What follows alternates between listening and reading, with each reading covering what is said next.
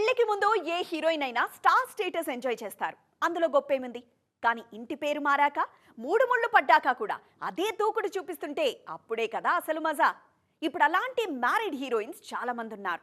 ఇండస్ట్రీలో పెళ్లైన హీరోయిన్స్ ధాటిని కుర్రభామలు తట్టుకోలేకపోతున్నారు. పెళ్లైన హీరోయిన్లను ఒకప్పుడు అక్క వదిన పాత్రలతో సరిపెట్టేవాళ్లు. కానీ ఇప్పుడు అలా కాదు. పెళ్లి తర్వాతే వాళ్ల డిమాండ్ పెరిగింది.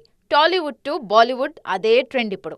నయనతార, ఆలియా భట్, కత్రినా, దీపిక, కియారా, రకుల్ ఇలా పెళ్లైన ముద్దుగుమ్మలంతా ఇండస్ట్రీని రూల్ చేస్తున్నారిప్పుడు. నయనతారనే తీసుకోండి.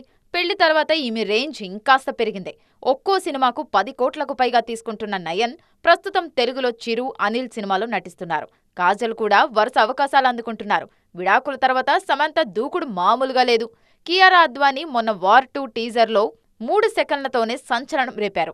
బాలీవుడ్లోనూ శ్రీమతుల హవానే నడుస్తోంది. అక్కడ కత్రినా కైఫ్, ఆలియా భట్, దీపికా పదుకొనే లాంటి మ్యారీడ్ హీరోయిన్లే రూల్ చేస్తున్నారు.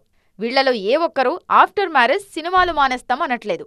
పైగా వాళ్లకే ఎక్కువగా ఆఫర్స్ ఇస్తున్నారు మేకర్స్. వీళ్ల ధాటికి కుర్ర హీరోయిన్లు కూడా చేతులెత్తేస్తున్నారు. అలా ఉంది పెళ్లైన భామల దూకుడు.